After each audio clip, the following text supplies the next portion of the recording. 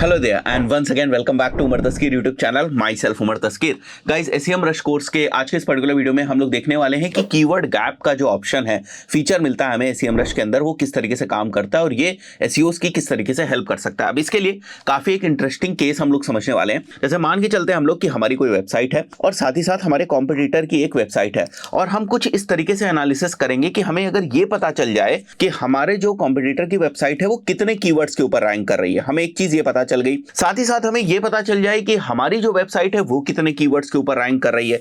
मान के चलते हैं हमारे कॉम्पिटिटर की जो वेबसाइट है वो 100 कीवर्ड्स के ऊपर रैंक कर रही है और हमारी जो वेबसाइट है वो 20 कीवर्ड्स के ऊपर रैंक कर रही है।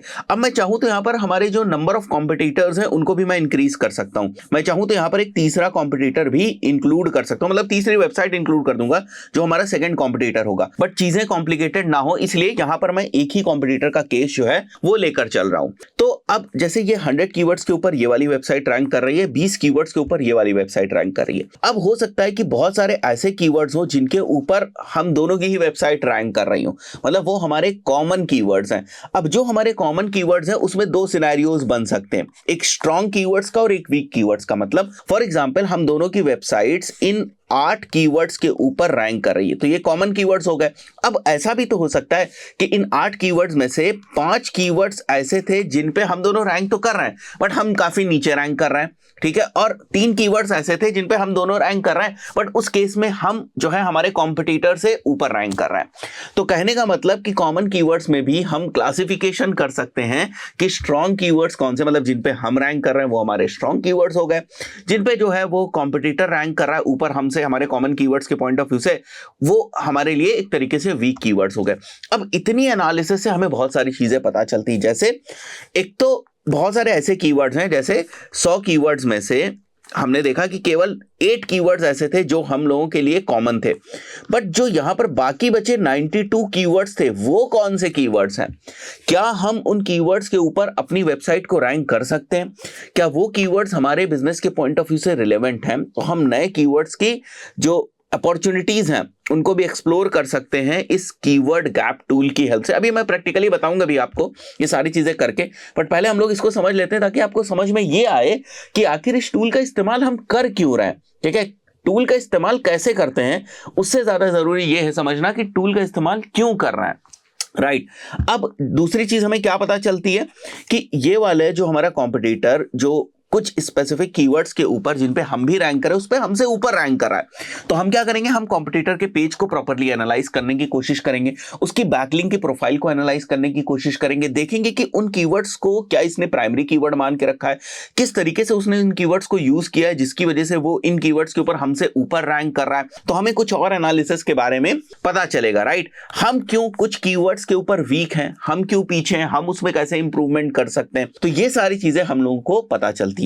तो अपने कॉम्पिटिटर्स के कीवर्ड्स के अराउंड अगर हमें खेलना है, अगर हमें एनालिसिस करनी है, तो हम कीवर्ड्स गैप टूल का जो है वो इस्तेमाल कर सकते हैं। अब गाइस मैं सीधे यहां पर एसईएम रश के डैशबोर्ड के ऊपर आ चुका हूं और यहां पर लेफ्ट में अगर आप देखो तो कीवर्ड गैप आपको दिख रहा होगा और यहां पर मैंने रूट डोमेन में, मतलब जो हमारा वेबसाइट है वो मैंने एक रैंडम सी वेबसाइट यहां पर lucknowpackersandmovers.com करके है वो मैंने मेंशन कर दिया और यहां पर हमने हमारे कॉम्पिटिटर का जो यूआरएल है वो मेंशन कर दिया। राइट, अगर हम चाहें तो हम और भी जो रूट डोमेन्स है वो भी हम यहां पर मेंशन कर देंगे। अब अगर आप देखोगे, जैसे मैं नीचे अगर आपको दिखाऊं यहां पर आकर, तो आप देख सकते हो कि लगभग 5200 ऐसे कीवर्ड्स हैं जिसके ऊपर ये वाली जो हमारे कॉम्पिटिटर की वेबसाइट है वो रैंक कर रही है बट हमारी वेबसाइट नहीं रैंक कर रही है। राइट, हम दोनों के बीच में जो शेयर्ड कीवर्ड्स हैं वो कितने, 7 कीवर्ड्स ऐसे हैं जो शेयर्ड कीवर्ड्स हैं। राइट, तो मैं देखूंगा यहाँ पर कि ये 7 कीवर्ड्स ऐसे हैं जो शेयर्ड है, मतलब दोनों ही लोग इन कीवर्ड्स के ऊपर जो है वो रैंक कर रहे हैं। अब इनमें से अगर मैं देखूं तो कुछ कीवर्ड्स बहुत इंपॉर्टेंट, जैसे यहाँ पर देखो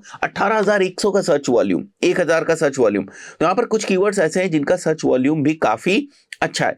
अब मैं देखूंगा कि मैं किन कीवर्ड्स के ऊपर वीक हूं, मतलब 7 में से 5 ऐसे कीवर्ड्स हैं जिनके ऊपर हम परफॉर्म नहीं कर पा रहे हैं, हमारी जो रैंकिंग है वो डाउन है। तो अगर आप देखोगे तो ये वो कीवर्ड्स हैं जिनके ऊपर जो हमारी रैंकिंग है वो डाउन है। फाइन, और अगर आप देखोगे तो यहाँ पर हमारी रैंकिंग क्या है, जैसे ये packers and movers Indira Nagar, इस पर हमारी रैंकिंग 69 है, बल्कि हमारे कॉम्पिटिटर की जो रैंकिंग है वो 7 है।